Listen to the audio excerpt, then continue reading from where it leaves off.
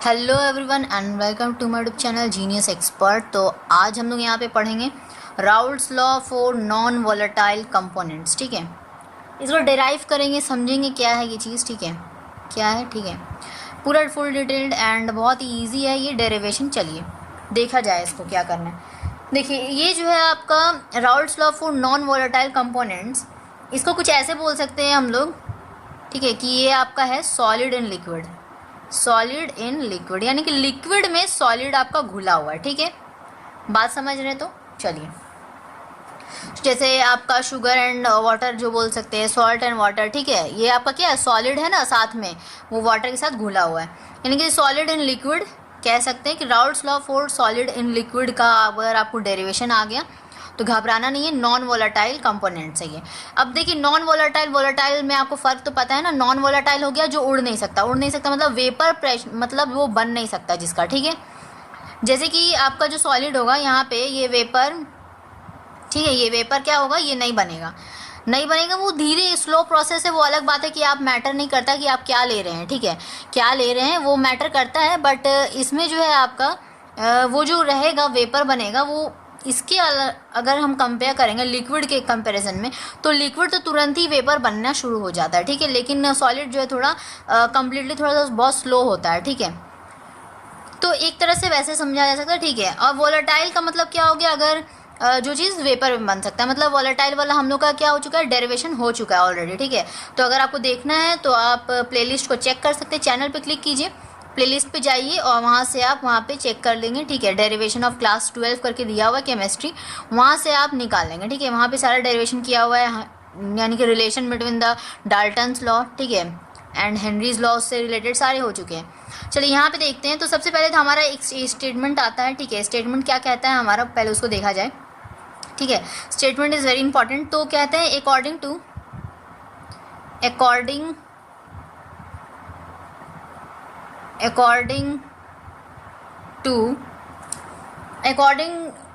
This concept थोड़ा writing. चलिए, according to this concept क्या कहता है कि व्हेन नॉन वोलेटाइल, जब आपका जो बिना उड़ने वाला है कि विदाउट वेपर फेज वाला वैसा कोई सब्सटेंस अगर हम लोग लेते हैं, यानी कि नॉन वोलेटाइल सब्सटेंस को लेते हैं। ठीक है, व्हेन नॉन वोलेटाइल सॉल्यूट। ठीक है, अब जाहिर सी बात है ये लिक्विड क्या होगा, सॉल्वेंट होगा। क्यों? क्योंकि सॉलिड इन लिक्विड बोला है, तो लिक्विड क्या होगा, ज़्यादा अमाउंट में होगा, मेजर क्वांटिटी में होगा, और जो मेजर क्वांटिटी में होता है वो आपका सॉल्वेंट कहलाता है, पता है ये सब डेफिनेशन। ठीक है, और जो माइनर में होगा वो सॉल्यूट कहलाता है। तो यहाँ पे ये हमारा नॉन वोलेटाइल सॉल्यूट हम लोग लिए हैं। ठीक है, डिजॉल्व किए। ठीक है, is dissolve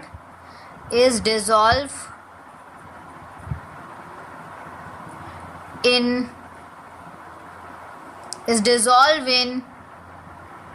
a particular solvent। एक पर्टिकुलर कोई भी हम सॉल्वेंट लिए, उसमें क्या किया हम लोग, नॉन वोलेटाइल सॉल्यूट को डाल दी, यानी कि क्या किया, डिजॉल्व कर दिया। ठीक है, घोल दिए, घुल गया उसमें। ठीक है, सॉल्वेंट में। तो जो हमारा वेपर प्रेशर जो बनेगा हमारा, द वेपर प्रेशर, तो जाहिर सी बात है अगर थोड़ा सा भी हीट आएगा या एटमॉस्फेयर में थोड़ा क्या होगा, हॉट सा रहेगा। ठीक है, वेदर अगर हॉट रहा, या आपको तो पता है इवापोरेशन हमारा हो रहा है, कंटिन्यूसली होता रहता है, तो अगर उसके अलावा जैसे अगर आप मान लीजिए हीट भी करते हैं तो क्या होगा, वेपर प्रेशर बनेगा। तो अब जाहिर सी बात है अगर आप कंसनट्रेटेड सॉल्यूशन बना देंगे, यानी कि बहुत ही गाढ़ा सॉल्यूशन, तो उसमें क्या होगा, वेपर प्रेशर कम होगा। ठीक है, तो उसी तरह यहाँ पे क्या किए हम लोग, जो है जो सॉल्यूट यूज़ कर रहे हैं यहाँ पर, नॉन वोलेटाइल यूज़ कर रहे हैं, मतलब वो क्या हो सकता है, वो मतलब एक तरह से एज अ फिक्स रहेगा। अगर आप इतना बड़ा क्यूब लिए ना तो वो वैसे ही क्यूब का क्यूब ही रहेगा। पानी भले ही वो उड़ रहा है, ठीक है, वेपर बन के हवा में जा रहा है, ठीक है, ऊपर जा रहा है, बट वो नहीं, आपका वेपर नहीं बनेगा वो। तो इसका मतलब क्या है, इसका मतलब ये है कि जो वेपर प्रेशर हमारा बन रहा है, अगर दोनों का बनता तो बहुत ही ज़्यादा अमाउंट में होता, लेकिन यहाँ पे दोनों का बन नहीं रहा है, इसलिए यहाँ पे वेपर प्रेशर इज डिक्रीज्ड हो रहा है। ठीक है, इज डिक्रीज्ड। क्लियर है? क्लियर है? तो चलिए, तो यहाँ से हम लोग लिख सकते हैं the vapour pressure the vapour pressure of solution, ठीक है, the vapour pressure of solution. तो अब बताइए जो सॉल्यूशन का जो वेपर प्रेशर होगा वो किस पे टिका हुआ है, किसकी वजह से हो रहा है, तो only and only for the solvent molecules की वजह से हो रहा है। इज ड्यू टू वनली, ठीक है, इज थोड़ा अच्छा से लिखा जाए, is due to only, is due to only solvent molecules, solvent molecules. Clear है? ये आपको स्टेटमेंट लिखने के बाद आपका जो डेरिवेशन शुरू होगा मैथमेटिकल फॉर्म, उसको हम लोग लिखेंगे, ठीक है। चलिए क्या लिखा जाएगा यहाँ पे, आप जाहिर सी बात है कि हम लोग पूरा सब कुछ डिस्कस कर चुके पहले ही कि जो भी डिपेंड करेगा, जो वेपर प्रेशर बनेगा वो सिर्फ और सिर्फ सॉल्वेंट मॉलिक्यूल्स की वजह से बनेगा, सॉल्यूट की वजह से नहीं बनेगा, नहीं बनेगा। तो यहाँ पे क्या लिखेंगे हम लोग, पीए लिख लेंगे। ये क्या होता है आपका, पार्शियल प्रेशर ऑफ सॉल्वेंट, ठीक है, इन अ सॉल्यूशन, ठीक है। अगर वही आपका यहाँ पे अगर इस तरह लिखा रहता है, ठीक है, एक छोटा सा नोट लगा देते हैं, तो ये हो जाता है आपका प्योर सॉल्वेंट के लिए, यानी कि vapour pressure of pure solvent in a solution, ठीक है। ये मतलब आपको पता होना चाहिए कि किसको कहा जाता है क्या, ठीक है। तो दोनों बातें सेम नहीं है, ये दोनों बातें अलग अलग है। तो एक प्योर सॉल्वेंट और एक सिर्फ और सिर्फ आपका सॉल्वेंट, तो दोनों में फ़र्क है ना। तो यहाँ पे हम लोग सिर्फ और सिर्फ सॉल्वेंट वाला ले रहे हैं, तो vapour pressure of solvent in a solution directly proportional to क्या होगा, मोल फ्रैक्शन ऑफ ए, होगा तो सही। अब इसके मॉलिक्यूल्स के बारे में बात करें तो मोल्स के बारे में तो बात होगा ही, ठीक है। तो मोल्स के डायरेक्टली प्रोपोर्शनल होता है, ठीक है, क्लियर है। तो यहाँ से हम लोग क्या लिख सकते हैं, यहाँ से हम लोग लिख सकते हैं कि हमारा जो पीए आएगा, हमारा जो पीए आएगा, ठीक है, ये आप नेक्स्ट लाइन में लिख लेंगे, ठीक है, हमारे पास स्पेस था तो हम यहाँ साइड लिख दिए। तो देखिए पीए इक्वल्स टू क्या लिख सकते हैं, पी नॉट ए लिख सकते हैं इंटू एक्स ए लिख सकते हैं। अब जाहिर सी बात है प्रोपोर्शनैलिटी को अगर हमें हटाना होता है तो एक कांस्टेंट लगाना होता है, हर जगह, हर जगह ये काम करते हैं हम लोग, चाहे वो कोई भी फॉर्मूला यूज़ कर रहे हो, कोई भी फॉर्मूला को डिराइव कर रहे हो, हम लोग एक प्रोपोर्शनैलिटी को हटाने के लिए कांस्टेंट लगाते हैं। कांस्टेंट हमारा यहाँ पे क्या है, यहाँ पे ये है हमारा partial vapour pressure of pure solvent, ठीक है, यहाँ पे ये कांस्टेंट यूज़ करते हैं हम लोग, ठीक है, ये बात क्लियर है। अच्छा अब हम लोग देखिए यहाँ पे नेक्स्ट लाइन में लिख सकते हैं, फिर इसके बाद, ठीक है, इसके बाद हम लोग लिखेंगे, ये लिखने के बाद हम लोग नेक्स्ट लाइन में लिखेंगे पीएस या फिर आप बोल लीजिए पीटी। अब जाहिर सी बात है आप कोई भी जैसे सॉल्यूशन बनाते हैं तो अगर सॉल्यूट एंड सॉल्वेंट इसी को ऐड करके आप बना रहे सॉल्यूशन, ठीक है, एक जनरली हम लोग बाइनरी के लिए ले रहे हैं, ठीक है, बाइनरी का देख रहे हैं। वैसे तो बहुत सारे आपके होते हैं, टेट्रानरी, क्वाटरनरी, ठीक है, बहुत सारे होते हैं। हेक्टेन, हेक्टेन आपको पता है क्या, 1 सॉल्वेंट होता है, 99 सॉल्यूट होता है, ठीक है, एक जनरल नॉलेज के लिए आपको बता दिए, ठीक है। वैसे हमारा ये टॉपिक नहीं है, ठीक है। चलिए यहाँ पे देखिए टॉपिक पे आते हैं, यहाँ पे पीएस कैसे हो गया, ये आपका हो गया टोटल वेपर प्रेशर, ठीक है, या फिर इसको बोल सकते हैं, और इसको हम क्या बोल सकते हैं कि वेपर प्रेशर ऑफ सॉल्यूशन, बात सेम है। पीए प्लस पीबी करो तो टोटल वेपर प्रेशर मिलेगा, और वही चीज़ तो है आपका सॉल्यूशन बनता किससे है, ए एंड बी को जोड़ने से, यस, तो वही सेम चीज़, यानी कि आप पीएस कह लीजिए या फिर पीटी कह लीजिए, दोनों बातें सेम है, कोई भी आप एक लिख सकते हैं, ठीक है। तो हम दोनों यहाँ से डिनोट कर दे रहे हैं। अब देखिए यहाँ पे आप क्या लिखेंगे, ये आपको पता है कि पीए प्लस पीबी होता है, पढ़ने की, यानी कि हम लिख सकते हैं यहाँ पे vapour pressure of solvent plus vapour pressure of solute, ठीक है। अब जाहिर सी बात है ये जो आपका है ना, ये आपका क्या है, ये आपका क्या है, ये आपका है आपका नॉन वॉलेटाइल, ठीक है, नॉन वॉलेटाइल, ठीक है। सो सिंस ये नॉन वॉलेटाइल है तो इसका वेपर प्रेशर फाइंड नहीं होगा, ठीक है, वेपर प्रेशर फाउंड नहीं होगा, वेपर प्रेशर नॉट फाउंड, ठीक है, इज़ नॉट फाउंड लिख देते हैं, इज़ नॉट फाउंड, यानी कि आपको जो इसका वेपर प्रेशर बनेगा ही नहीं। अब जाहिर सी बात है बनेगा ही नहीं, क्यों, क्योंकि यहाँ पे वॉलेटाइल है तो नहीं, ठीक है। अब क्या बताया आपको, एक क्यूब ले लीजिए आप, ठीक है, रूबिक क्यूब जानते हैं, खेलते हैं, ठीक है, कोई भी सामान ले सकते हैं, कोई भी, ठीक है, एनीथिंग, बट वो सॉलिड होना चाहिए। उसको आप पानी में डाल देंगे, इथेनॉल में डाल देंगे, अल्कोहल में डाल देंगे, लिक्विड, ठीक है, उसको क्या करेंगे, कोई भी लिक्विड लेना है, उसको अंदर डालिएगा तो आपका क्या होगा, वो गलने लगेगा क्या, अब देखिए वो मेल्ट हो रहा है नहीं हो रहा है उससे हमें मतलब नहीं है, मतलब हमें बस इतना है कि क्या वो वेपर बना रहा है। तो वेपर तो वो ऑलरेडी नहीं बनाएगा, ठीक है, वो सॉलिड है, वेपर तो बनाएगा नहीं, ठीक है, लिक्विड की तरह है तो नहीं कि वो हाँ उड़ जाएगा, ठीक है, तो वेपर नहीं बनेगा, तो वही चीज़ तो हम लोग लिखे हैं यहाँ पे, vapour pressure is not found, ठीक है। अच्छा यहाँ पे इतना बात समझ में आया, क्लियर है। अच्छा अब हम लोग क्या लिख सकते हैं यहाँ पे आगे नेक्स्ट, कि हमारा जो है यहाँ से पी एस या फिर पी टी जो है आपका, ठीक है, पी एस या फिर पी टी बोल लीजिए, ये आपका किसके बराबर हो जाएगा, यहाँ पे पी ए के बराबर, यानी कि फुल्ली एंड फुल्ली डिपेंडेंट हो रहा है हमारा पी ए के ऊपर।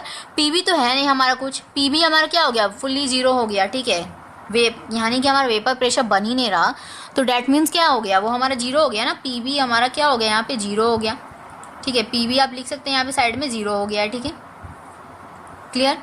तो अब यहाँ से हमारा जो है जो भी डिपेंड करेगा पी ए के ऊपर डिपेंड करेगा, पी ए का जो वैल्यू हम लोग लिखे थे यहाँ पे क्या होता है, P not A into X A होता है, तो इसको हम लोग mole fraction of pure solvent, ठीक है, मोल फ्रैक्शन ऑफ सॉल्वेंट बोलते हैं।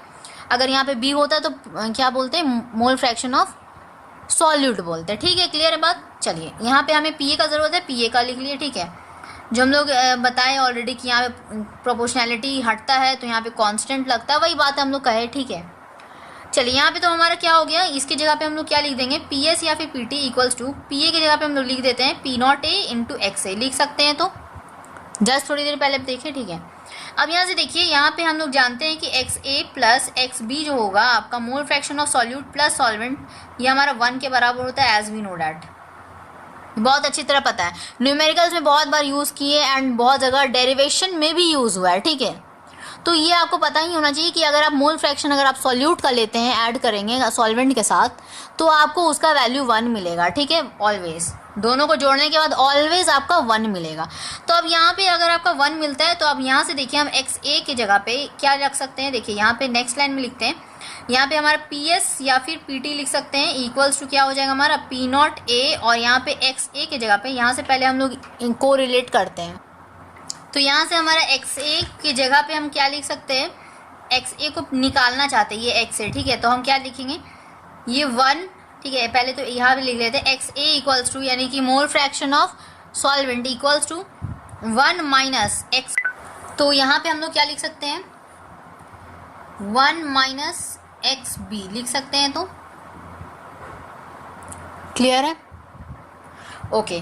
तो यहाँ से हम लोग ये चीज़ जस्ट हम लोग यहाँ पे लिखे, ठीक है, एक्स ए की जगह पे, ठीक है, यानी कि मोल फ्रैक्शन ऑफ सॉल्वेंट की जगह पे हम लोग 1 माइनस एक्स बी जो हम लोग निकाले अभी, ठीक है, क्लियर है, ओके। तो हम लोग नेक्स्ट लाइन में क्या लिख सकते हैं, पी एस या फिर पी टी इक्वल्स टू क्या हो जाएगा हमारा, P not A minus P not A X B होगा, तो चलिए होगा, तो चलिए नेक्स्ट लाइन में हम लोग लिखेंगे, यहाँ पर छोटा सा एक हम लोग का है, छोटा सा चीज़ लिखना है हमको, कहाँ लिखे, यहीं पे लिख देते हैं पूरा हटाने के बदले, इसके बाद यहाँ पे आ जाएगा, ठीक है, यहाँ पे आप आ जाइए, क्या लिख सकते हैं हम लोग यहाँ से, पी एस या फिर पी टी इक्वल्स टू आ जाएगा, इक्वल्स टू आ जाएगा यहाँ पर, अगर हम लोग यहाँ से पी नॉट ए कॉमन ले लें, ठीक है, तो क्या आ जाएगा 1 माइनस एक्स बी, वही सेम चीज़ आ जाएगा, ठीक है, तो वही सेम चीज़ आ जाएगा, ठीक है,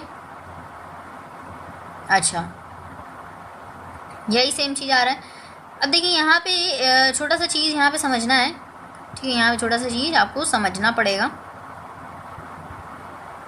क्या कि देखिए यहाँ पे हम लोग P not A minus P not A into X B किए हैं, ठीक है, ये चीज़ हमारा यही चीज़ तो यहाँ पे आया, अब ये घूम फिर के वापस यहीं पे यही चीज़ आ रहा है, ठीक है, तो ऐसा नहीं करना है, यहाँ पे हम लोग को एक्स बी एक्चुअली में निकालना है, इसीलिए हम लोग ऐसे कर रहे हैं, ठीक है, तो ये मत समझिएगा। तो देखिए यहाँ से क्या आ जाएगा आपका पी एस या फिर आप पी टी बोल लीजिए, ठीक है, तो ये आपका आ गया इधर डिवाइड में पी नॉट ए, ठीक है, और 1 माइनस एक्स बी, हमें निकालना है यहाँ पे एक्स बी निकालना है, तो इसको क्या करना होगा, पॉजिटिव करना होगा, इसको इस तरफ भेज देंगे, इसको इस तरफ भेज देंगे, हमारा काम बन जाएगा ना।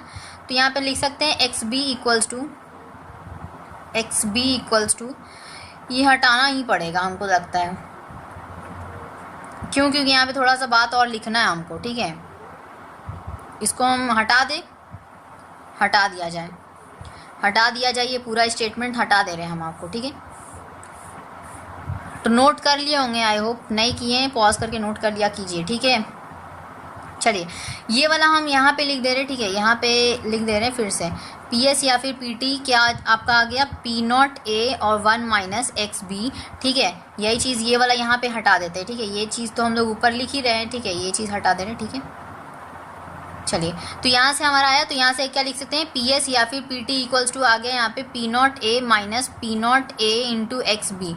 एक्स बी हमें निकालना है, क्या करना होगा, इसको इस साइड भेज देंगे, पूरे टर्म को इस पूरे टर्म को इस तरफ भेज देंगे, पॉजिटिव में आ जाएगा, ठीक है, कर देते हैं। तो यहाँ पे पी नॉट, यहाँ पे आपका आ जाएगा P not A into X B equals to क्या आ जाएगा आपका पी नॉट ए माइनस का पी एस या फिर आप बोल सकते हैं पी टी, ठीक है, कुछ भी बोल सकते हैं, यस दोनों में।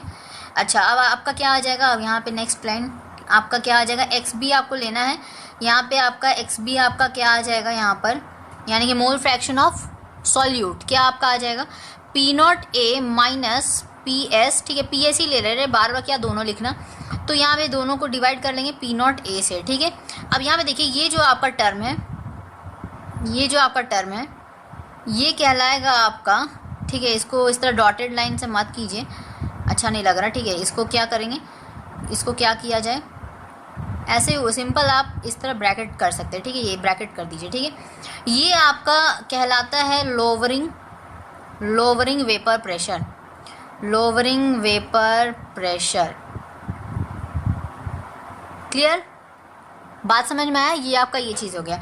अगर आप ये दोनों मिला के अगर हम बात करें नेक्स्ट लाइन में लिखा जाए, नेक्स्ट लाइन में लिखा जाए क्या लिख सकते हैं, एक्स बी इक्वल्स टू यहाँ पे आपका आएगा P not A minus P S, ठीक है, बाय में आपका पी नॉट ए, तो ये आपका है, ये हम कह सकते हैं दिस होल पार्ट ये आपका हो गया आपका relative lowering in vapour pressure, relative lowering